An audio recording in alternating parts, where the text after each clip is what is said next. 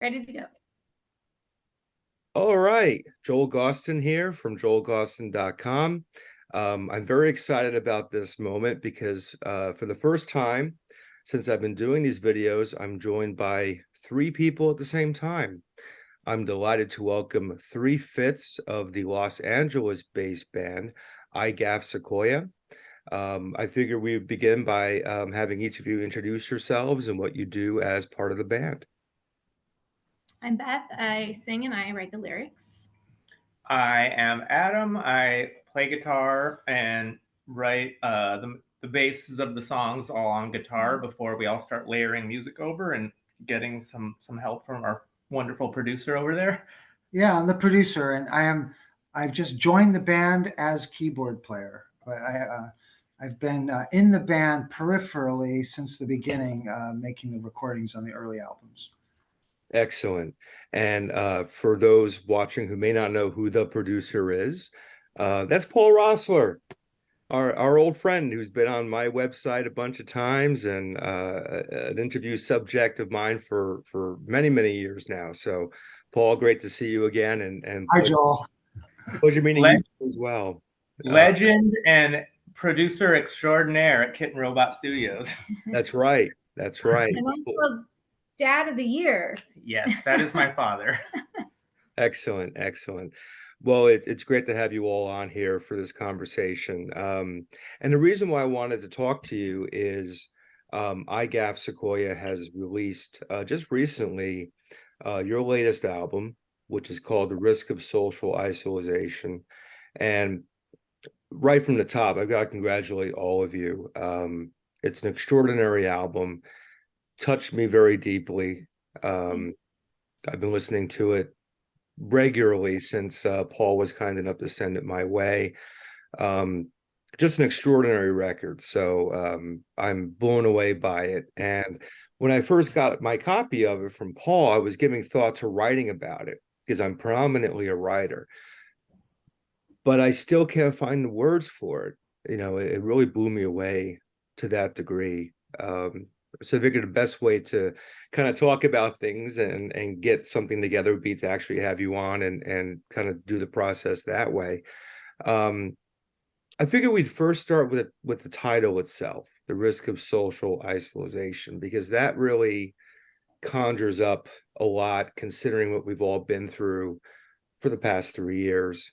So I'm curious, you know, it's a pretty on the nose title, of course. And some of the lyrics on the album certainly can be interpreted as reflecting on the last few years. What were your ultimate goals in presenting your point of view on this record, and how did maybe the last couple of years prompt that along in its creation? Yeah, I mean, you know, I think everybody sort of experienced the past 3.5 years in the same way, but in very and then interpreted it very differently. Each subjective experience individually was, you know, something that we all had to go through alone. Even though, you know, we had our little groups of people that we were with, I think everybody dealt with it kind of differently. So what you hear on that album, as far as lyrics, like that's just a lot of like what I was going through. You know, I had some loss that I processed during that time. And also just, you know, that loneliness and the political elements that were happening. I think all of that just sort of organically fused into this album. And that's what you're hearing. Yeah, and for my side, we lived together, so we were kind of processing this and alone, or like withdrawn in the house. And we both suffer from some depression, which might come through in the music. But you know, that causes, outside of sort of the forced isolation we went through, was sort of withdrawing and not really sure how to go back out and rekindle some of those relationships and some of the really damage that was done by that isolation. And I'm a big fan of the lyrics on the album. I think the lyrics inspire me to write more music all the time, because I played guitar for a long time and didn't have songs. So when I listened to the lyrics, it really brought the word isolation to mind and some of the side effects of that. And I went on Google and searched the word isolation and found an article called "The Risk of Social Isolation," which detailed some of the symptoms, physical symptoms, mental symptoms of being isolated from other people. And I just thought that phrase really kind of summed up the mood of the lyrics she had written. And It's kind of a chicken and an egg thing. album names are hard, and so I threw that one out, and she signed off on it, because and that's how we got the name for the album. Fantastic. I'm kind of lucky because I get a lot of music sent my way through my website, and now that I'm doing these video interviews, it's coming that way as well. I think 2023 has been the best year for music I can remember for a long time, because there are so many records coming out that are speaking truths and really getting to the heart of various matters. I remember in the spring of 2020, as this whole thing was unfolding, thinking to myself, this is a terrible time. I mean, God knows where we're going to be in 6 months, but if we make it past 6 months and we get to a certain point, the art's going to be incredible. Because how do some people process what's going on? They create albums like the one you've created, so it certainly makes sense. And the album is out at a perfect time in that sense, because we've had that time to kind of look back and reflect. And I think there's a lot said on this album.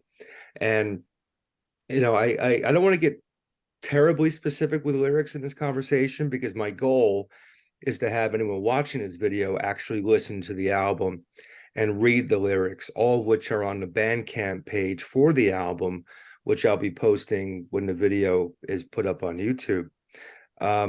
With that said, I did want to talk about lyrics for a minute, because first of all, they're extraordinary, truly, deeply touching and very impactful to me. It took me about a week to kind of get through the record a couple of times and really sort of live within it, which to me means it's a good album, because it challenged me. It made me confront it in a way, if that makes sense. And I love when that happens.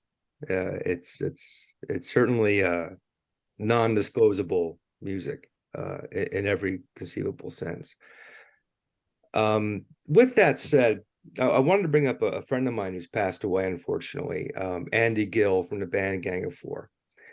He and I were talking lyrics years ago, and he said there's a great risk in a lyricist being their own reviewer and explaining too much about what they're writing, because I think most listeners, even if they don't have any awareness of it, they sort of project themselves into the lyrics, and they have their own interpretations.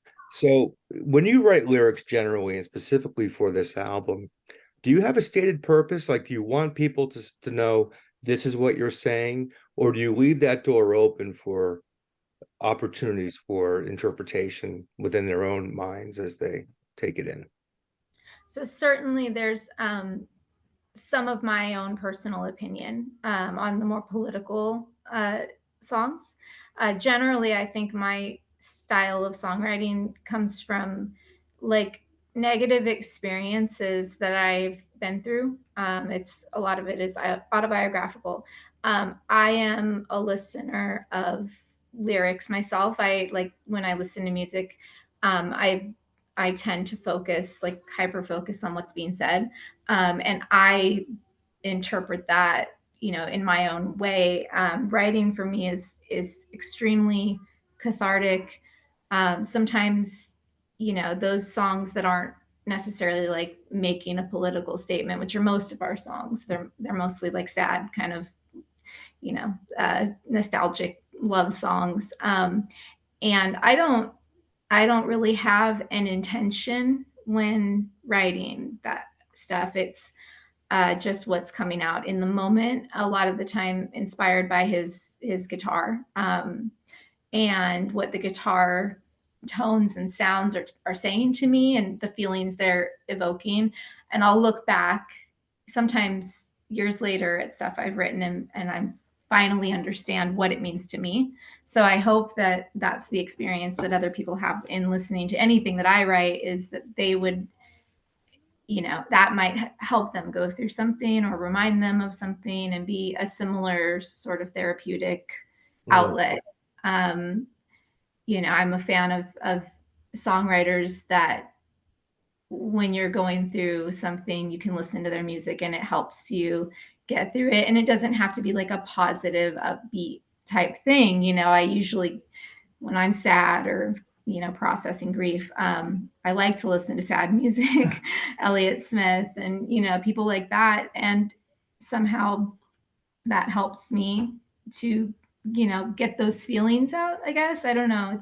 I think part of that is that you'd think that if you were sad that you would want to listen to something to cheer you up, but we know that's not true. No. I think it's because when you listen to something sad, that's a shared experience. Yeah. That's Definitely. something, you're not alone with Yeah. your sadness. It's like, oh, this Yeah. person's also been through something like this. I hear lyrics sometimes, and it honestly like opens up a door in my mind to viewing and perceiving something that I'm dealing with in like a new light. And sometimes that makes me cry, like just, oh God, and start bawling.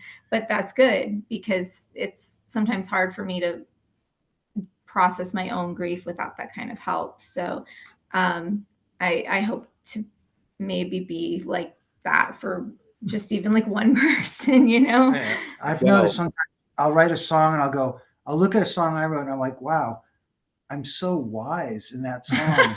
Why aren't I like that in my life? It's funny, like she's my wife, so I get to live here and see the sort of creative process unfold, and sometimes she'll come out of the shower and she'll just jot down A lot like of it a happens phrase, in the shower, like yeah. a short little phrase, and like or over like, driving. and then I'll come to the guitar part and like she'll sit there and she'll start piecing together these phrases into a story. And her lyrics have always invoked very deep emotions in me. I'm the same. I listen to very sad music. I have people ask me, like, Elliott Smith's one of my biggest inspirations musically and lyrically, and I've listened to him probably way too much for like a healthy mental state. But it's like also as a partner, it's like makes me concerned. I'm like, are you okay? Like, I'm like, is this about me? Like, It's never. but like she's told me multiple times, like these songs are like open to interpretation and meant to be perceived and like create feelings and moods. And she's also told me, like, a year after writing a song, I just realized that song was about this person, like a specific person from her life, that like she would write the song and realize later, like the whole person that she was talking about, like was an actual person from her life that had inspired it. Or that like a lot of the pieces of the song came from that experience with that person. And I maybe don't know that even when it's coming to me, because like he said, I'll come out of the shower and have like, just a couple lines and I'll write them down. And then, that happens when I'm driving. There's this old song, Cemetery Gift Shop, on like one of our old records. And it's called Stolen Property, the record. And there was this gift shop by a cemetery that I would drive by when I was going to school. And I remember there was like 3 red lights, and I would always hope that the lights would be red, because it was before I even had an iPhone, I think. And I had a little piece of like paper, and I would just get, every time I would drive by that cemetery, I would get these like lyrics. Yeah, they would just start pouring out, and I would just scribble as fast as I could. And I wish I still had those notes. I don't know what happened to them, but it was like multiple pieces of paper, like on my car floor. And then that song, he wrote some guitar stuff, and I found those pieces, and that song came to be that way. So it's similar with most of our songs. There's a couple character studies on this record of people. I know who the people are, but Lil Dawn and there's Trapdoor. yeah, there's a Trapdoor, people that we know and love that have somehow seeped, their spirit has seeped into and they've become songs. Yeah, Trapdoor is one, a Yeah. really powerful one. Yeah. Yeah, I'm glad you mentioned that one because that is currently, at least, my favorite song on the album. That's a single, right? Yeah, it was a single also. I don't even, is it on? It's on the album, Oh, last song. okay. Yeah. Version 2. Yeah, it's on there. Right, okay. Yeah, which is a great album closer. And my first few initial spins through the record, spins, the click of the button in 2020. We don't have a hard copy of that. Yeah. Yeah. Will there be one? Are there plans? Yeah. We'll see. We'll see. Yeah, but Trapdoor was really the song that was the repeat song for me. That was the go-to. Even when I started listening to the whole album again and again and again, I'd kind of start with that one and then work my way backwards. You're right, it's a powerful piece, and the whole thing just knocks me out. And it's funny because you mentioned about reaching that one person. I definitely was that the first few days I got the record because I recently had some changes in my personal life, and less than a week later, Inger's album comes out, which Paul, you produced, which shattered me in a million pieces. And then Paul sends me this, and it's like, thanks, appreciate it. We just want you to be okay, Joel. You should sound like a warning. I'm glad you mentioned Trapdoor being a good close to the album, because nobody listens to albums straight through anymore in the world of music. It's like, this song's on my Spotify playlist, but like, I'm sure this is true with most bands. When we are putting an album together, we spend a lot of time thinking about the order of the songs. Well, he does. I do anyway. And the mood, and sort of, I'm a fan of trying to end albums like devastating the person, like take them on a journey, and then when they're done, just be exhausted. That's not my philosophy necessarily. But yeah, it's like, I thought that song was like sort of different and powerful and a great way to close the album. And it's funny because that song also like was sort of the inspiration of the evolution of our band. Like, we had always written songs on acoustic guitar. Yeah. And then I'd record the acoustic guitar and we'd structure the song around the acoustic guitar. And that was the first one where I recorded on my audio phone, just the guitar part. And I sent it to my dad and I said, can you record this so I can then just play over it and add it? I was like, keyboards or whatever you need to do to create this chord progressions. And so he did that, and it turned into a completely new style of music for us. And like, we were able to sort of expand from there. That's why I had to join the band, because of that song. And it was like, it opened a lot of doors for us, and like how to write music, and how Little Dawn was like that too. Little Dawn was like that too. I came with a little piano thing, and I said, I can't play piano, but I have this thing that I want to do. Mm-hmm. Can you record it on piano? And it was just a way we had never made music before, which is why this album is so different from previous albums.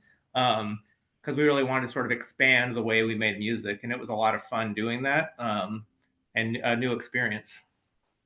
Excellent. And Paul, you are now a full-time member of the band. And clearly your history with Adam goes back a long time. Yeah, well, feel free to dive into it. I warned Adam, I said, he's probably going to ask about the drug years. Nah. You wrote in that article, you wrote an article about the drug years, which was this sprawling, huge thing that I had composed and released. And you said something about, it would be interesting to talk to the children that are mentioned in this period. And there he is. Here he is. Well, in that case, since you've opened the door, children, one child. Yeah, well, let's go there for a minute, because I wrote a feature on the drug years. It was great. I read the whole thing. Oh, thank you. And again, first of all, one thing I've always admired about the ever expanding list of Roesslers I've gotten to know over the years is not only the artistic pursuits, but the honesty, and sometimes naked honesty, that you all put forward. It's a very admirable trait and a very rare trait. And Paul, you've always been incredibly forthcoming with me when we've done interviews, and I treasure that and I value that tremendously. So the Drug Years, is a personal collection of songs, and the story I did on those series of albums was a personal story. You grew up in that. I did. And there's certainly some rough spots in that narrative. What are your feelings now when you listen to the Drug Years, and when that brings you perhaps back to those days, and looking back at it now as an adult, many years later, what kind of goes through your mind? I mean, I was there when the experiences that triggered the Drug Years and the music was being created. And as a kid and a teenager, like, obviously it was a tumultuous time. You were about 10 years old when it started. Yeah. Until you were 18. Yeah, till 10 to 18. So formative years of a life, and I was part of that. I mean, the Drug Years started when I was a kid, and then I became a part of the Drug Years. It was it was You had your own Drug I Years. joined in, and I just remember, like, with all the chaos, there was also all this music that was always being created. And I remember when I was a little kid, I used to be like, my favorite band is my dad's. And then there was a phase where I was like, I don't like my dad's music because I'm a teenager now. But it definitely inspired the way I make music and sort of conveying feeling through music. And when I listen to it now, it's like some of the songs I love. And like, because despite the chaos, like, my parents were very loving, and I always felt loved, even though it was like, people look at it and go, what a traumatic childhood. Like, that must have been horrible. And there were parts that were, but it was never like I had unloving parents. So some of it I listened to, and like the tragedy that came out of it, like, hits home. And like I said, I like sad songs. And so a lot of it I really like, and some of it's sort of, I don't want to listen to. I mean, there's like it's all encompassing, the feelings that those songs can trigger. But it's very, the scope of that box set of albums is very impressive, and like triggers a lot of memories.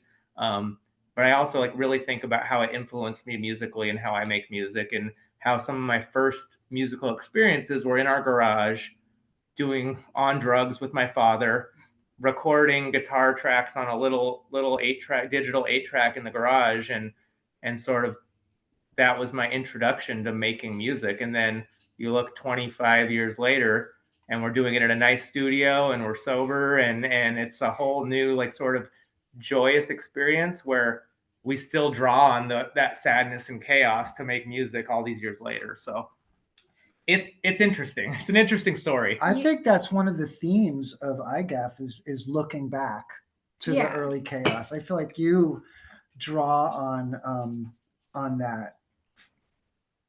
Well, I can't write songs about like happy times I'm going through now. It's not possible. I don't know why. I just don't. It's not something that I have. I'm not talented in that way. She hasn't wrote a single song about her happy marriage yet. I am. I guess, in a way, I went through a lot myself, and maybe Adam and I probably clicked as I mean, I met her when I was 14. Yeah, and we have sort of some similarities in our childhoods, and I won't get into too much of like my childhood history with my parent who was similar, but I did grow up in a musical household. My stepdad, who's an amazing parent and absolutely just like a institution of all that is good in my life, is a part of the Martin Brothers horn trio, and so he's played with some pretty big acts and was on tour a lot as a kid. I grew up listening to scales on the trumpet as like bedtime music. It was at the time really one of the things that I hated about my house, because you just hear him doing his trumpet scales, and yeah, it I think influenced me somewhere in the back of my brain to have a concept of like music theory, and maybe that's why I can make music and in then any you went way. straight down the same dark path Well, that we went yeah, to. then as a teenager, I sort of found my own drug years, and because of that, I have this well of sadness and despair. Well, experience.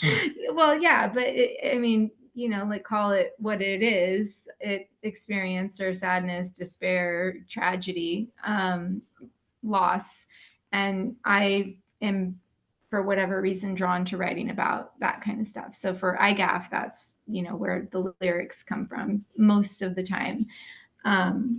But yeah, I think we're probably like a good duo in music writing, because we did have similarities in our childhood. A lot of similar backgrounds. Yeah. Are we And- just making absolutely sure that nobody will ever want to listen to this music because it sounds like it's, Yeah. is it really that depressing? Sometimes it's really funny.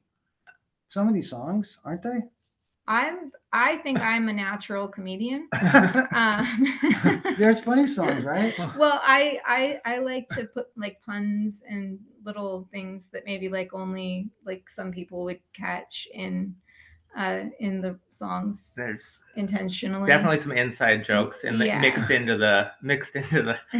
But yeah, no, when we're on stage, we were on stage on Wednesday, and she's like all bubbly and Yeah. smiling and just It like was laughing. rocking. We were and, rocking and out. then we start a song, and I'm like, dude, these lyrics are just like, when I hear the lyrics, like they just cut so deep. Yeah. And I'm like, where this well, and the only It's thing I probably a mental health thing for me. yeah, what would we do without mental health issues? Joel, I collection would be this big.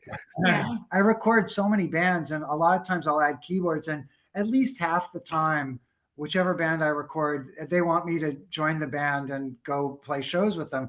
And I've just trained myself to always say no, because like it's impossible, And I even got to the point where I didn't want to play live anymore at all, really. I'm pretty much trying to I make music 8 or 10 hours a day, 7 days a week, and I'm not burning to go out and play. But we made this record, and they couldn't realize this record kind of without the orchestration I could bring to it. Some of it. And I just thought to myself, this is kind of my favorite music that I record, and my favorite people that I record. Because the initial reaction is, sorry guys, I can't join your band. Well, that's what I always say. I mean, I do feel like we wanted you to be in the band previously. Yeah. And the answer was always kind of like no, in a very gentle no. But I think it wasn't until this last record that you were actually like excited and maybe like wanted to be a part of it. I didn't really think you needed me to realize those old records, but this one, I had. It's a bigger sound. Yeah. I also felt like when we made it was so big, and I was so proud of it. Yeah. And I kind of felt like it was a stage of the band where it was like, this might be our last chance to really go out and like perform, like put in the effort necessary to like, with our kids and our jobs, to like set the time, be like, we are going to make time to have practices so we can play shows. Because in the past we'd record it and we'd be like, oh, we're really happy with that album, but we got stuff going on, so we're not gonna. It was also easier. Yeah, it's an acoustic band. It's acoustic bands. It doesn't take as much work. When you have drums and keyboards and bass player, and fitting all those schedules together, we're like, what we really wanted to. I really wanted to make the effort to try and put this out there, because I was really proud of it, and I wanted more people than had heard our previous stuff to start hearing some of the songs we made. And we should mention too, your Aunt Kira was on the album as well. She's on too. Yeah. She was great. I historically in our band, I had recorded bass on everything when we wanted bass. I was doing the acoustic guitar, the electric guitar, the bass, and I'm not a bass player. Like there's a very big distinction between guitar players and bass players. Every bass player will tell you that. But I've been playing the bass, and it's not my thing. And Kira was just like, do you need a bass player? Do you want me to do a bass? It might speed things up for you. And I was like, that'd be fantastic. And she's And like, that well, was like what? a big honor that she Yeah. even like wanted to. Yeah, it was great. do I was like, that. get the whole family involved. Our oldest son designed our T-shirts and some of the artwork for us. So we're really trying to make It's it a real Roessler family. Yeah, really, a lot of thing. Roesslers involved. I mean, in a way, I was kind of really reticent about that because it just seems there's something about the Osmond brothers or the Osmond family, you know, or the Partridge family. It seems so, but you know, it is truth. It is honest and is truthful. So I understand that it's not super hip, but the show that we played Wednesday, I see it. That's how I looked at it, you We're know. so hip. But Oh then my God. the show we played, there was a lot of people that I knew since they were kids that came out, like when they were kids, friends of that. There was parents, there was little children, and I was like, you know, I don't know if the rest of the world is interested in you know, the whole idea of a family musical endeavor. Historically, you know, that has worked. I mean, whether you appreciate music or not. Well, the truth is that night was it felt to me like what music actually should be. You know, I wanted to Like call the community. band community, like when- family community. It was so everybody was just all there together. It was just really different, you know. when we changed the lineup. I wanted to change the name to the Roessler Family Sedentary Band. That was, I really did push for that. She did. She's not lying. They didn't want to go for it, but I think that would have been great. Whatever. And your show earlier this week, that was in San Pedro, right? Yep. Yeah. Which And it is was my the hometown. I'm sorry? That's my hometown. Cool. And this was the first time the 5-piece Current Incarnation performed, right? Yes. Yep. And we should mention certainly the people who aren't here in this conversation who complete the band. And what can you tell us about, or tell me and the viewers, who they are and how they became part of this greater working? Absolutely. I mean, I'll jump in. So Steve, our drummer, Steve DeLuca, we actually went to the same high school. He was older than me, so he was a senior when I was a freshman, and he was in some like local high school like punk rock bands that like kind of all the punk kids from the school would go see them play. I totally knew who his band was. Yeah, it was this band called Gas X, Yeah. which you know, they were like a South Bay thrash all punk the band. Flyers, they were on all the flyers. I remember. And you know, he was, and my brother kind of knew him because they were both into like video games and computers. And you know, I didn't know him well, but like I knew him, and we were friends on social media, and he had kind of been out of music for a while. He'd been in a lot of bands over the years. He was in a band called the Carrions. He'd been kind of playing on and off, and he'd been out of music for a little while. And he posted on social media. He's like, if anybody needs a drummer, I'd like to start playing again, because he was going through some personal stuff and looking to get back out there. And so I just messaged him. I was like, I'd love to have a drummer in the band. And he was like eager. He's like, I love your songs. He was like, I've been listening to, I think we had just put out the single for Nails on a Chalkboard, which has no drums on it, on the original version. And he's like, I love it. He was like, every time I listen to it, I want to start crying. And I was like, perfect. Like, perfect. And so he jumped on it, and he came and recorded some drums on the album, because the album was pretty much done. But like, I really wanted, like, in my vision was that there was drums on some of these songs. And I was like, just come hang out in the studio and maybe we can do some drum tracks. And he let me know that he knew a bass player, Sean, who he had played with in some previous bands. And so he came, and like, the energy was just so good from the very beginning. Like, Well, they're all three of them are Pisces. we're all Pisces, and Is that what it is? and I'm a Taurus. and she's a Taurus, so she just like, you know, lays down the law. Well, and no, and I don't believe in astrology. It doesn't, but I mean, I do a little bit. But the vibe was just like, there was no tension. Everyone was comfortable and welcoming, and like, they put us all in the little glass box where the recording booth to do it for our band practices. and we called it the fishbowl because they put the 3 Pisces in a little glass box while those 2 were in the other room. And you know, it's just from day one, it was like, this works. And like, you know, there's so much insecurity with music. And part of the reason the band was so small is I was scared to invite other people into our little safe circle of like just us and our old banjo player Thomas, who I've known since I was 14. Bringing new people in was scary for me. I'm like, what if they don't like it? What if the band breaks up? What if it causes tension? But I mean, it's been fantastic. Great. Yeah. Not a crossword is ever uttered in IGAF practices. It's bizarre. And they add so much to music. They really do. It's like opened doors and like we're really excited to record another album now because it's like this whole new energy. And like I was like, I've been like such a controlling person over the music. First, I'm like, Dad, can you do keyboards? I was like, I want this. And I was like I would like tell him how I'm like, no, I want strings on it, but not those strings. I would just tell him, do it yourself. And I told him, I was like, I want you guys to like make. I don't want to tell you guys what to do. I want to relinquish some control because like that will change the way the songs come out. Like I want other people's artistic input and not to be so controlling over the final product. Definitely. Now, Paul knows this. I lived in LA about 20 years back. And I remember what was around in those days. Spaceland, the Echo, the Knitting Factory, Sponto Gallery down in Venice, the Parlor in West Hollywood. Cool venues. To the best of my knowledge, those aren't there anymore, any of them. So, you know, what does LA and its music scene look like these days? Well, where are the places to play and, you know, what's happening out there post-pandemic especially? It has any comments in the comments section to let us know, that would be awesome. It's hard, right? I mean, music's not like it used to be. Like getting people to come out to shows. I mean, you should have seen me. I'm in sales and we have a show on Wednesday.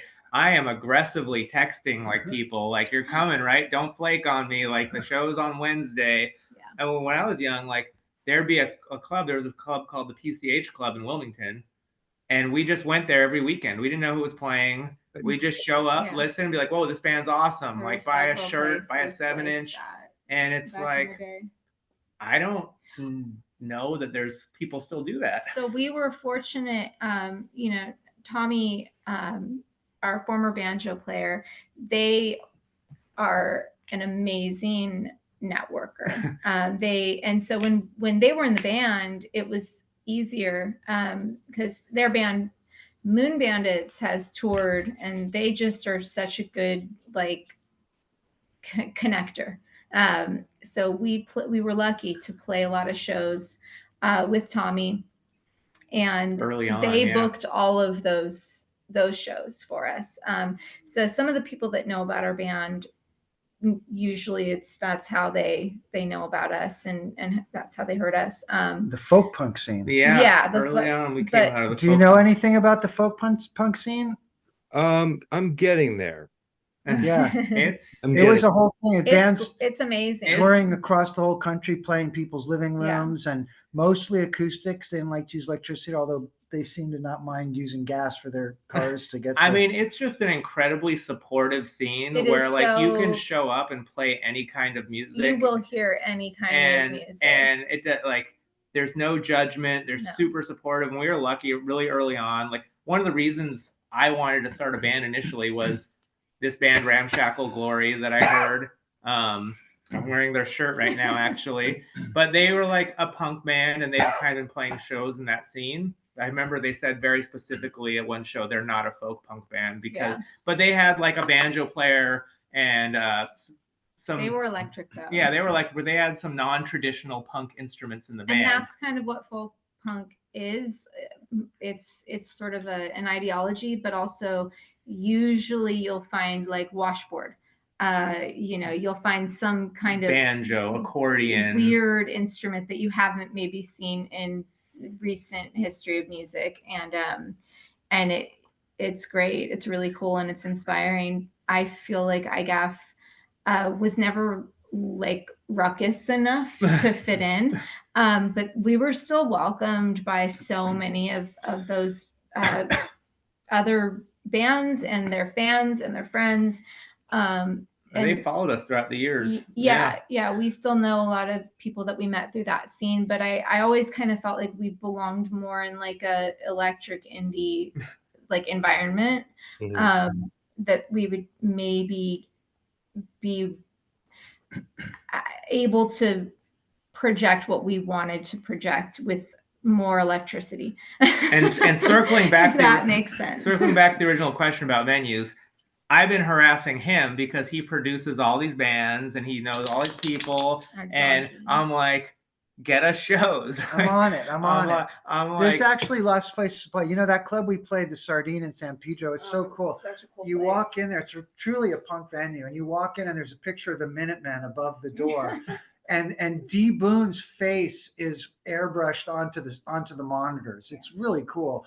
But there's the Redwood downtown, which is right in the shadow of the Disney Hall, which is always kind of demoralizing for me because I want to play the Disney Hall. But there's the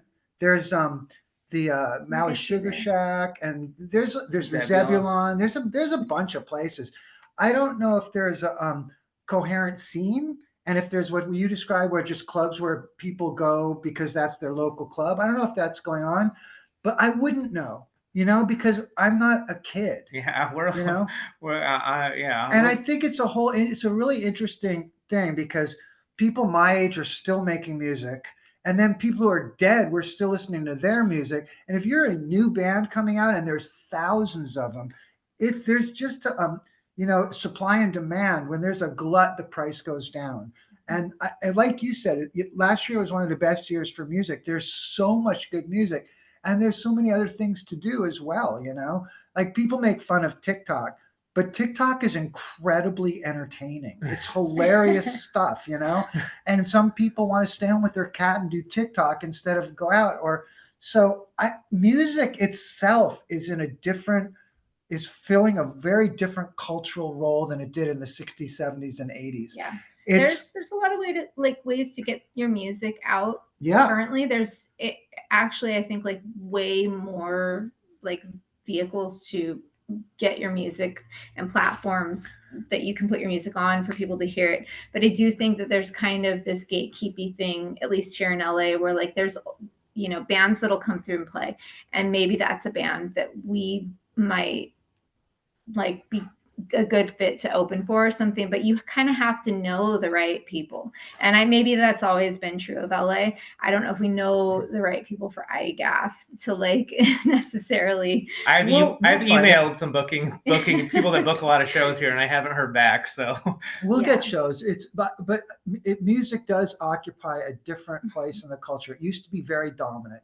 Mm-hmm. I believe now, because I record people all the time, it's the revolution that we started, the DIY revolution that happened starting in 1977 has completely happened. And when I just tell people, make music, just make music, music, make it for yourself, make it for your friends, and make it, because it's so much more of an intense experience to make music yourself or to go see your friends play and have it be a personally involved. That's so much more intense than, for me anyway, to go to it is so rare that I go to some show with 10 or 15 or 20,000 people and I'm moved at all. Well, I don't think that you can continue to make music for the amount of time that you've made it, for the amount of time that we've been making music, which is 12 years. Yeah. If you have some expectations that you're going to be a rock star, I don't have that expectation. I don't, we make music for ourselves. Yeah. It's something that we need to do. I think we like need to. And then we put it out. We're lucky. We're so lucky that we have somebody with this amazing talent that can help us record the music and help us to make it sound the way we want it to sound. And then, we have the platforms we can put it up on. And if anybody hears it, awesome. If nobody hears it, awesome. I can have it for not my kids. As awesome. Yeah. But it's for me and it's for my kids. Yeah. And if other people like relate Yeah. to it, great. That's awesome too. It- And I'll play for anybody, but like I'll also play for nobody. Yeah, like she said, I don't think we can not make music. It's like I like to play guitar. I like to write guitar parts that I like. And I, through our songwriting process, have become a huge fan of what she's able to do with the music. So Yes. my number one Spotify artist last year was our own band, which is a little embarrassing. But I love like her lyrics on my music, like hits me very hard. And there's like a lyric from another artist I really am a fan of is Bright Eyes. He says, "I am not singing for you," and that's how I feel about making music. It's like I'd love it if it touches one person or some. Like it'd be great if people came out to the shows, but it's like Yeah, I'm not singing. There's also a lyric from Henry Rollins where he says, "Swimming in the mainstream is such a lame dream." I love that. Well, it wouldn't hurt, but I wouldn't mind. Like I said, the reason I want is not to be famous or have fans. It's like if people appreciate the art that we make and it means something to them, that is meaningful to me. It's validating. It's nice. Yeah. It's a nice feeling. It's just I feel validated anytime anybody is like, has a reaction to something that I said or wrote. Like, it makes me feel like I'm not alone. And the cool thing is, I mean, I think like he said, it's harder to get your music out there because there's so much music being created. Yeah. But also the platforms that are created, like I've got messages on our site from like a guy in England and a guy in Ireland, and we have 4 regular listeners in Australia, and it's like wild. Like we never toured over there, we never went over there. We don't know anybody. We don't know anybody. I don't know how they heard us originally, but it's like we have people listening in Brazil, and it's like if you are an Australian or Brazilian friend of IGAF, I just want to shout out to you right now. I mean, that opportunity. It's very cool that like the music does get across the world to a couple people. It's amazing. From our home. Well, I mean, that's where the magic comes in. Paul and I have had a lot of messenger conversations on many of these sort of philosophical points. And, when you create anything, oftentimes it's kind of a scream in the dark. You're screaming to the darkness, right? Yep. You release a record, or in my case, a couple years back, right as the pandemic started, I published my most recent book, which was, unlike most of the other ones I've done, which have been music related, this was a very personal autobiographical book. And I put it out knowing, it wouldn't be for most people. But I get emails from surprising places and interesting people. Like, hey, I got this. I feel it. Thank you. And that's the magic of releasing something into the world. I think probably because it's my voice and my words, it's the most difficult for me to listen back and appreciate anything that we do. I love the music. I am so critical of myself. So I just always am like, well, we put it out, but like someone else the same day put something else out that was probably like a million times better. And I think that it's important to That's not true. Well, no, but it is. There's so much. I mean, there's so many talented, amazing artists right now that are, maybe heard or unheard. It's not a competition, but it is like, you just can't have the expectation that you're going to be standing out to anybody among all of these bright lights, I never argue with anyone on social media, but there's one thing that will suck me into an argument every time. It's when some old fuck says there's no good music like in the old days in the 60s and 70s. And someone will say that I can't help it, because basically what they're saying is everything that my life is devoted to is garbage, and they're wrong.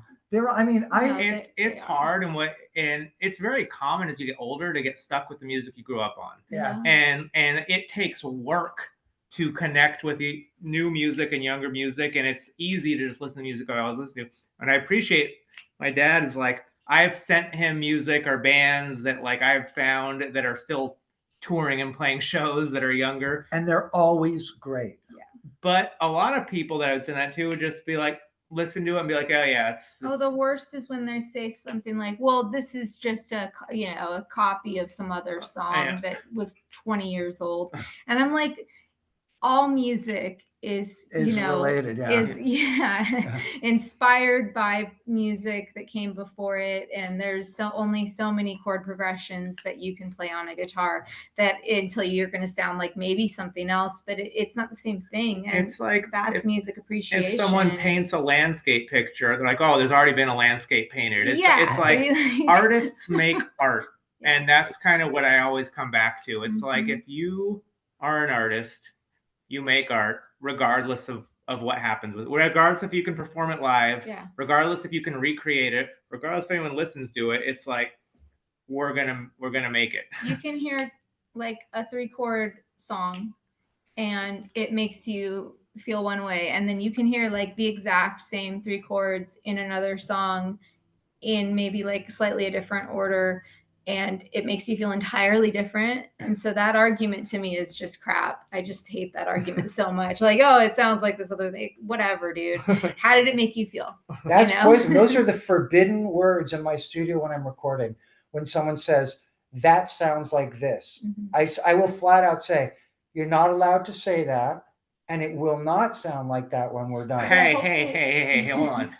I was writing a lot of guitar parts for a minute, and she started saying, oh, that's the Elliott Smith song. And I'm like, no, or she'd say, oh, that's the, and then she would name an artist, and I'm like, and she's like, it sounds just like that. But I don't Not mean allowed. stop. No, she didn't stop. But I was like, once you sing on it, it will not be that anymore. I mean, I feel like that's true. And it is true. It is true. But it was, I thought when I was writing it, it was very like hurtful. Not hurtful. Actually, you know how I interpret it? As a compliment. And I told her that at the time. I was like, well, thank you.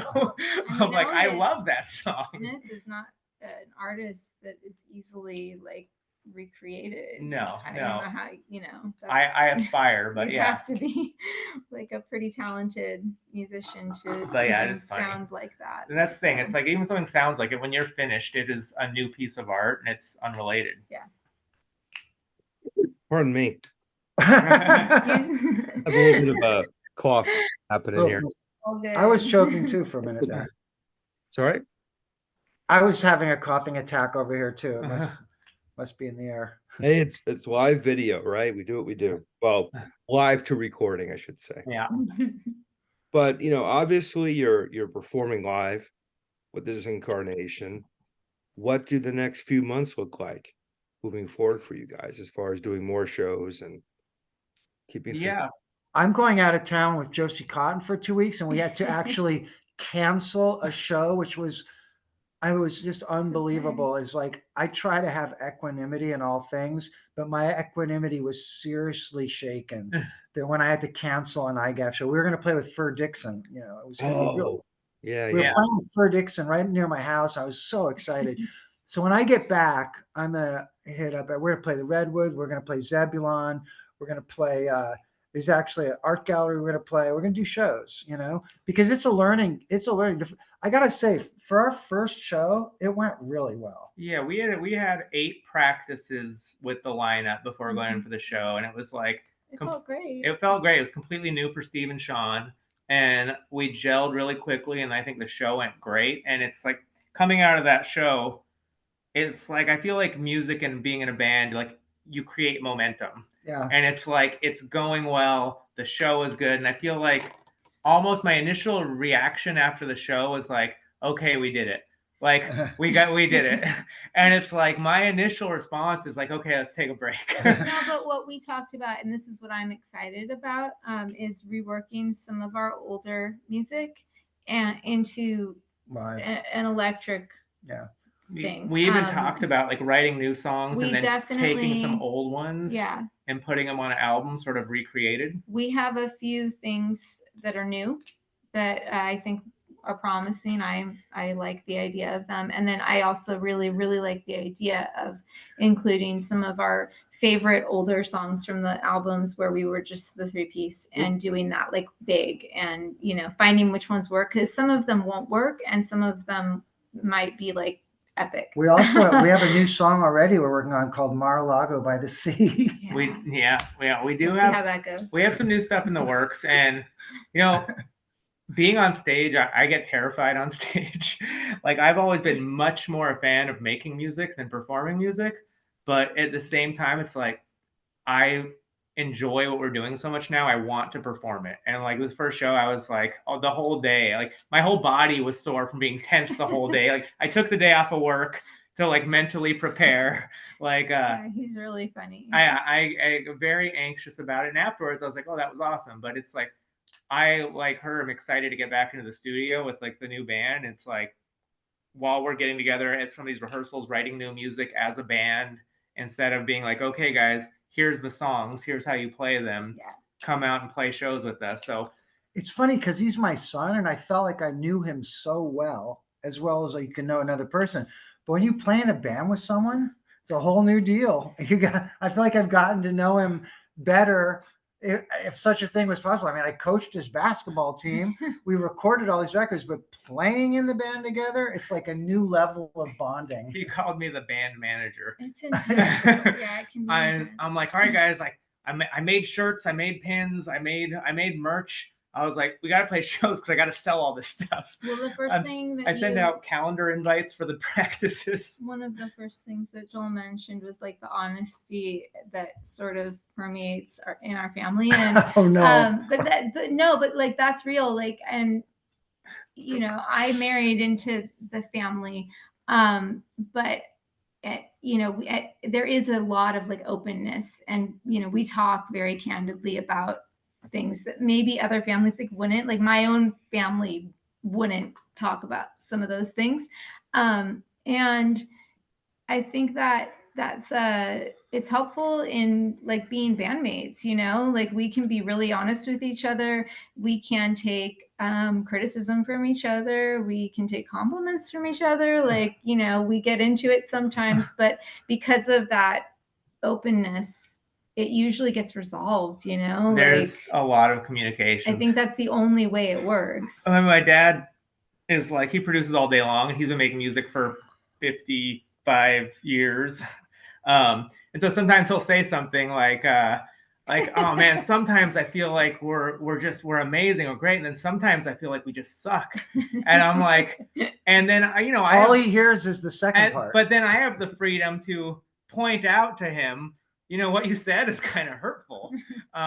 Whereas like maybe in another band that might create tension, where someone says something and another person feels like hurt or offended, but they just don't air it out. Like, the sort of family closeness of the dynamics of the band, like really like air everything out all the time as it's happening, which is, I think, really cool. And we don't have the choice to kind of just quit and walk away. That's part of it too. We're stuck with each other. It would be a big thing to like break up. We were at the studio once, and I think me and Beth quit the band at the same time. There are perils of having a married couple in a band. That's like, we're talking about like over a decade of doing this, and maybe that happened like once or twice. So, and then we drive home together, and it's like, okay, whatever, it's fine. Ask us questions, Joel. We're just rambling. Well, I have to actually ask a very obvious and basic one, which we discussed before we started recording, but doesn't do anyone watching this any good. Where does the name come from? It's rather unique. You want me to? Okay. The one thing I'll say is that's good about it is if you Google it, it is the only thing that comes up. With all the band names and overlapping band names these days, once you know it, like, or if you hear it and you search for it, you will find us. See, I thought everybody knew what IGAF was. I thought IGAF was just like a thing that like millennials said to each other. Well, millennials are getting old. The back in the early 2000s, the DGAF movement, as I call it, it was really big. There were these like, everybody was like, I DGAF, I don't give a fuck. And we've always been kind of like, us at least, we've been like kind of peace punks, like we listen to like Crass and 15 and these East Bay bands that influenced us when we were kids. Heavily influenced us. We gaff, like we give a fuck, we always have. And And so when we were, you know, seeing all the people with like DGAF on their big giant trucks with the monster wheels and all that stuff, we were like, what the fuck? We totally gaff. And we were actually camping with our friend Tommy, our previous banjo player, and we were with them in the woods camping with our kids, and I'm trying to think of, like, you know, we were playing music and trying to think of what to call this thing we were doing. We're actually writing a song in the Sequoia National Forest, Diminishing Returns, from like our very first album. And we had a show booked, but we didn't have a band name. Yeah. And they're like, what do we put on the flyer? We were laughing about like the DGAF bros, you know, and how silly it was that nobody gave a fuck and that they were proud of it. So, and we were like, we need some really obscure name. And so we were like, IGAF. And then we're like, well, we're camping in the sequoias, so IGAF Sequoia. And then I had this kind of private hope that people would think it was like the name of some like Russian writer or something, you know, that was IGAF.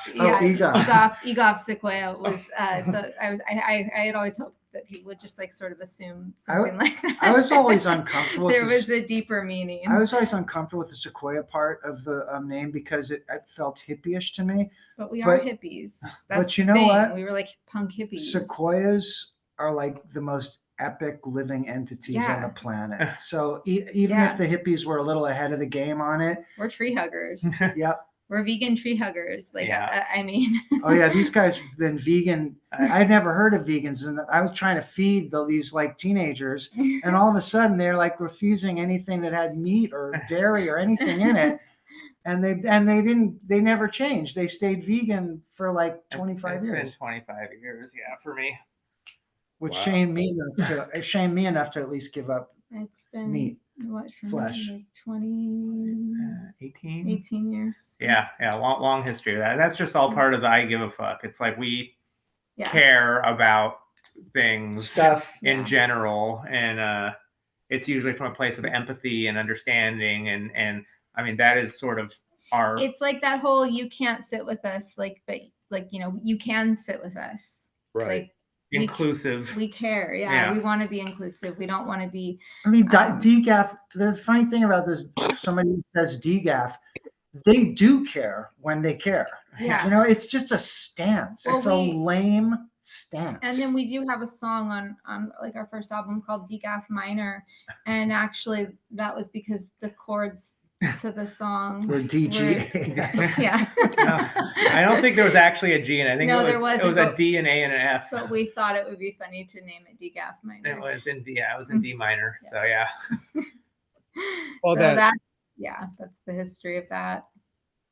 I'm not surprised the word empathy came up, because that comes through in the music, you know, especially on the new album. I hope so. I mean, I don't ever want to appear like uncaring. No, quite the opposite. Did we talk about any of the songs, Joel? Well, we definitely could. I wanted to kind of give an air of mystery. Good. It's that, like I said earlier, I'd love the viewer to have the experience with this album that I had, and sort of let it unfold for themselves. A good point. You know, it's a good point. Yeah, there isn't a real answer to that question anyways. Like, everything's a composite. The way that I write is it's a composite of different things that when I'm flipping through my notes that stand out and work together. I've seen her do it. She pieces together stories. Yeah. Like, she has lines inspired by memories or events or whatever, and she draws on those, and her notes. I mean, I'm not a lyricist, but she spends time putting those lyrics together. But I don't do it like, it's not intentional. Like, it's like I think of something and I write it down in my notes. It's in my phone now, and I have like a lot of the memory in my iPhone is just from notes. So it's a little bit of a burden. She has notepads that are so long, and she'll cross it out and then move stuff around, and then I'll write music, and like, I'm a very like math analytical person, so I like okay, we're gonna play the verse 4 times, then we'll play the chorus 2 times, then we're gonna do 4 times, and she'll have her lyrics, and she's like, no, you need to play it one more time. I was like, I can't play it 5 Yeah. times. That doesn't work. I'm like, I don't care. And she's just do like, it. I'm not adjusting my lyrics. You need to just play it 5 times. I do And so sometimes. Okay, the first verse sometimes we'll play it 4 times, and the second verse we'll play it 5 times. And it's like, so then because of that, Our drummer is still adjusting to that. yeah, it's like a lot of us, like, we need to use lyrical cues to And know when then I'm to like, change. And then I'm like, Adam, I have a bridge. I need you to write a bridge. Yeah, and she'll like the music needs to be sort of adjusted to the lyrics because the story is the story. And it's frustrating for me, but it's also really cool because that's how the songs come out the way they are. Like, I always have a vision when I write the music that this is what the song is going to sound like. Like, this is a little silly melody. And then when the song's done, it's something completely different and way better than what I thought it was going to be. When he wrote on piano, he wrote Little Dawn, and he's not a piano player, so he played it, and he didn't really play it right. He messed it up, and he told me to do it, and I learned it the way he did it, and it's in 5/4, 7/4. And then you told me when I went in to go with my lyrics for that song, you told me you're not going to be able to sing for this part, and I was like, whatever. And then I sang on it. I was like, this part's in 7/4 now, so you can't sing on it because it's gonna feel weird. And I was like, okay. I always try to tell people like this is how it should be, and then when it comes, challenge accepted. And when it's finished, I'm like, wow, that worked. I was like, it's way better than what I thought it would be. Or I'm like, you should sing the rhythm of the lyrics faster at this part because it'll make the song feel like it speeds up. And it's my opinion. I'm like, that's not how the song goes. Yeah. So if I have cool. One job, one of the main components of my job is preserving the stakes. That's where the magic happens. We don't make it. I mean, there's none. I'm just kidding. Well, I mean, mistakes? Paul, to your question about, particular songs, going back to what I said earlier in the conversation, my challenge with the album was, what do I do with it? Because you had sent it to me and I said, I want to do something on the record. I just don't know what yet. And I ultimately decided not to review it because I didn't want to say this song is evocative of this and this is that, because when I heard the album for the first time, I felt like you guys were having a conversation with me already. And that's why I figured having it in this format would be the best way to serve it, because it's a very human conversational record. And I know my impression of it, besides the fact that I love it, it impacted me deeply and continues to do so. But my feelings on the record are kind of mine. And I think the listeners need to have their own feelings on it. It is a fascinating conversation, though, when the feedback goes back and forth. But this is maybe not the forum for that. But I love when someone gets a completely different impression. I love hearing about it, I do too. I do too. There's been a couple of reviews, like, we haven't had a lot over the years, but like, it is meaningful to have people listen to it and be like, this is what I heard in the album. And I'm like, it's always like, it gives me a different perspective of what we created. And it's, it is cool to like, so I hope if people do listen to it, like at some point we hear some of the feedback from what other people heard in it. Because that's why we make it, to see what people. Yeah, I feel like throughout the years, we've made a lot of friends. They're not like, they like come to us as like, oh, I'm a fan of your music. And I'm like, no, you're a friend, because you get it. Like, you're like a kindred spirit. So that's how I look at it. Well, it's hard to put into words anyways. I'll give you this perspective. It put parts of me back together that needed to be put back together when I heard it. That's amazing. That's very meaningful. Yeah, it's amazing. That's my perspective. That's my review. Thank you. And I obviously I've known Paul for many years, but I felt like I knew all of you before I talked to you by listening to that record. Oh, thanks. And I feel also like when I listen to it, and I don't know, this is my opinion because I'm not a lyricist, but when I listen to it, I think some of the reasons so much honesty comes through in some of like the tragedy that unfolded is because we've actually been removed from some of that. So I think there's a lot of perspective. where someone that's still living in that might not have the same freedom to communicate. And some people do, but I think it depends on the person. I feel like there's a lot of reflective, like, appreciation for where we are now contrasted against all of the stuff that we've been through in the past, which is a lot. Yeah, wisdom comes after the fact. Well, I was, I mean, I like a little like short history of me. I was like a runaway homeless teenager for a period of time, on the streets, and I didn't write anything during that time. I didn't play music. I didn't really even like listen to music unless it was in someone's house that I was in. But after I got sober, I found that well that was there, inside me, and that's where everything comes from. And musically, it was the same for me. I mean, I was coming out of the drug years era. I mean, I was a heroin addict from 17 to on and off. But until my kid was born, like I didn't touch my guitar for like 5 years. Never picked it up. Never played. Had no real ability to express through music the stuff I was going through. And similarly, coming out and getting sober and being removed from that, like, I feel like one day I was like playing song. Our friend came over to play learning banjo, and it was like really like just a banjo alone playing can be really abrasive. So I was like, I'm gonna write some music so we can play it together. And she started writing lyrics and singing, and like that's how the band formed. It was just out of unexpectedly. And our first listeners were our 4-year-olds. Yeah. And as soon as we started doing they were it, dancing, so we knew we were onto something. the songs really poured out quickly, like instantly. Like we had a full album. It was like there was so much there that had not been felt or processed, or like we had just kind of become adults and had kids and started a new life, and it was like this dumping ground for like writing guitar parts. Is like I really try and put my feelings into them. Because I have trouble expressing feeling, and she can tell you I'm not good at expressing feelings. Like I'm really kind of, maybe that's part of growing up in the drug years, but like I've kind of walled off from my feelings.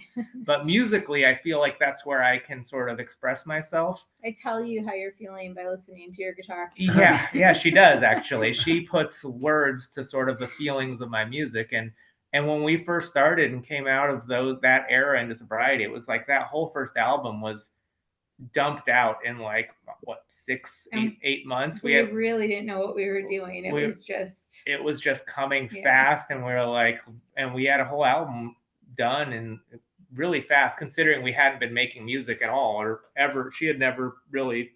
I'd had like some musical background, but I hadn't been in like a proper band. So it was all just to cover up the sound of that banjo.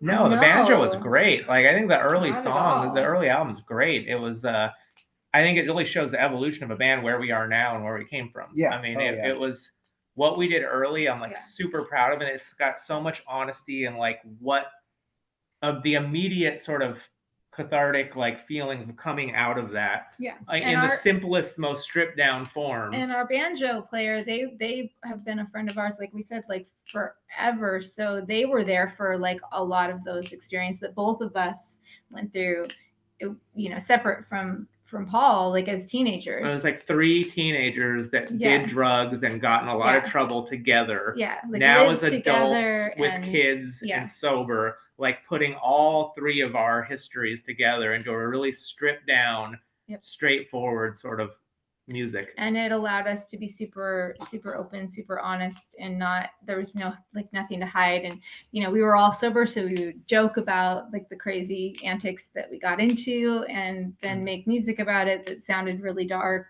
and depressing. There's a processing of trauma that occurs too. Yeah, that's what it was. And we grew, and now we're able to sort of polish that into like a bigger sound. That's the idea. Anyways. Yeah, bigger. At least that was our ambition. It just happened, actually. It just kind of happened because each record is a little more evolved and a little more polished. Well, we've gotten better. There's no plan. There's no plan other than just incredibly do the right thing. Sort of learn how to make music. The next indicated correct action, and that's where you wind up in a good place. That's right. Well, to kind of stay on the point you've been talking about, coming out of a certain haze, you know, being sober, creating. Paul, you and I have talked about this, where I think some artists have a fear of letting go of whatever crutch they have. Mm. The writer who is fearful of having a blank screen because he's not, or she isn't fueled by whatever vice they have. And Paul, I've talked to you, I've talked to Jack Grisham about this. I just talked to Rollins a couple months ago on this topic about people who use substances to fuel their art. When they decide to let that go, where do they go from there? And everyone I've spoken to who's gone through that, who woke up, as Jack would say, and went on to create, they all say the work is better without it. And I think that's one of the messages that I can take from the current standing of your band. Yeah, definitely. And I mean, life is better. It's like, I know when I stopped doing drugs, I thought to myself, I may never write another song and I may never play in a band again. But whether I do or not, life is going to be better. It's going to be better. So, I mean, look, there's a lot of, let's not pretend that there's not a bunch of great drug fueled music. For sure Yeah, there. for sure. I just didn't want to die. And these guys are different. These guys didn't become creative until they stopped. They didn't have that whole rich period of like writing junkie music. Their junkie music was all written sober, and it's very, very heroin influenced, but there's no drugs in their system. Yeah, I couldn't write when I was, in my using days, because my days would literally like get up, try to score, hopefully score, You had a and then job. not out, and wake up and do it the next day. That was what I did. It's a full-time job. And so you don't have time to process that, what you're doing, lying to your family, stealing, whatever you're doing to get by. You don't process that. You just get up and you try to score, you score, and then you go to sleep. And that's, you do that for however many years you can. If you're lucky, you get out of it. I was lucky enough to come out of that. And then as a person who prior to that, I did write as a kid. My mom always thought I was going to be like a children's author, which is so funny because I have 3 little sisters, and I would just tell them stories like off the top of my head, like once upon a time. And I would get into these elaborate like fairy tales that I would make up. And so my mom thought that's what I was going to do. And maybe that was always there for me, but I didn't do any of that when I was like high, like at all. It was not on my plate. We were not time. We were not functioning like go to work drug addicts. It was a full-time 24-hour a day deal, and there's not a lot of time for artistic expression when you're doing that. No. But like I said, like musically, it's like I had piano playing and songwriting in my house my whole life. And when I was a little kid, too, my earliest like bedtime stories were little cassette tapes of Kira. That's so cute. And like Mike Watt, like reading children's stories with bass lines going in the background. It was like ba-doom, doom, doom, and like reading like punk history for and you. it's like that was the beginnings of Dose. Right. Yeah, I would get bass lines with children's stories being read over them, and like, it's just like music was ingrained, and like going through all that feeling, like I associated feelings with music, and it's just wild how that grows into your art as you get older. Absolutely. I mean, this idea of people that are 24-hour a day drug addicts and who now sit here with haven't done drugs for well over a decade with high functioning jobs with healthy children, and that's a very rare. I don't know what the statistics would be, but the fact that there's 3 of them sitting together in the same family, and there's several others peripherally. There's another 3 right off the top of my head. His brother, my wife, and who am I forgetting? Kira. Oh, Kira. Kira. Yeah, I mean, we were really struck by a lightning bolt of very odd, miraculous lightning bolts that lifted all of us out of a really dark possible ending.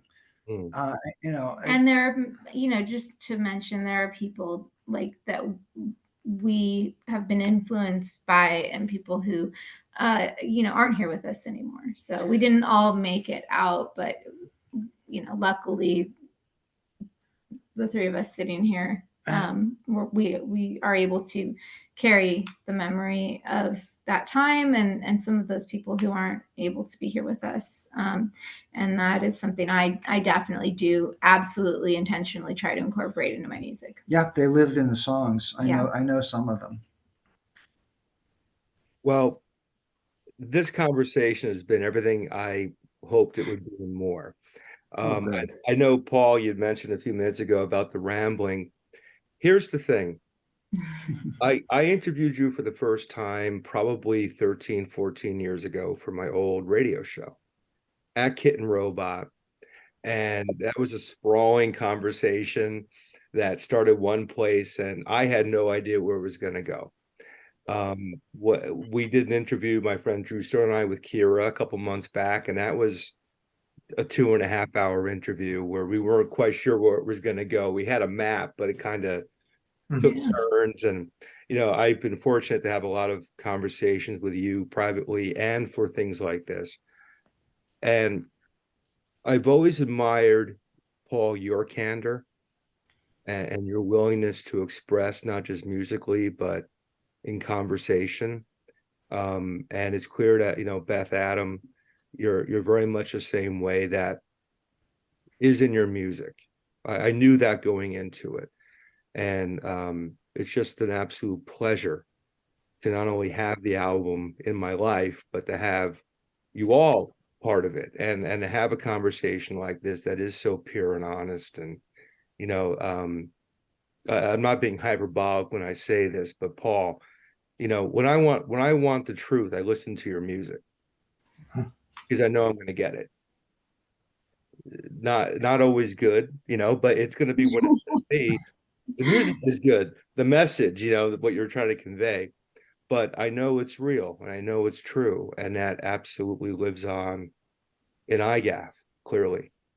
So Thank you. Thank you. Yeah. Thanks, Joel. And I hope like the sort of rambling that happens, like this band is a family, which I think it's so cool that I get to make music with my dad and my wife. Like I feel like that's a very unique thing. And I think And our dog. I hope that like that might play into like what the listeners get is like this is a family making music with shared experiences, that we're all there when all this stuff was happening together. This isn't like when we hear each other, like we know where that's coming from. And when you come to our band practices, this is what it's like. It's like rambling and talking about family history and just on and on. And sometimes we get to practice the songs because the band manager is yelling at everyone. But it's just it's Keep a us on task. it's a family. It's like getting together with your family, or like hang out with your dad. It's like music is just part of it, and I think that all comes across, hopefully. Yeah, Paul and I will start like off on some tangent of philosophical ideology, and Adam has to stop us and like, hey. Or Steve will say, what was it like being in 45 Grave? And then it's off. And as someone once said about me, I'm not half a long-winded motherfucker. well, So Joel, when are you gonna be in Los Angeles? you know, yeah, you're not the first person I've done a video with who's asked me that question. I'm hoping to do it by the summer of 2024. That'd be awesome. I'd love to. You need a place to stay? Yeah, it wouldn't hurt. Because we moved out of the studio, so could maybe put you up there for a few days. Yeah, that'd be cool. That'd be great, man. That'll certainly help with the planning. You got it. I wish I still lived out there. You know, I was talking to Richard Duguay, who, you know, is friends with Lauren and that whole crowd.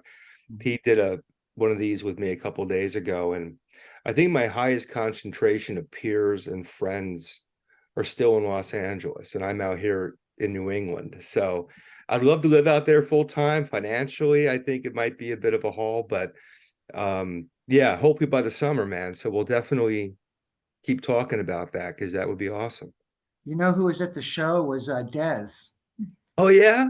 Yeah, we're gonna do some shows with him. He's got a band called Dondo, and I just recorded a project with him, and then so I hit him up. I go because Adam and Dez have known each other since Adam was three. Adam has memories from like 3 or 4 I do. of Dez sleeping on our couch, and so we're gonna do some shows with him for sure. That's excellent. That's excellent. Now, where's the best place for people to reach out to the band and follow, these possible shows in the future and your other activities online?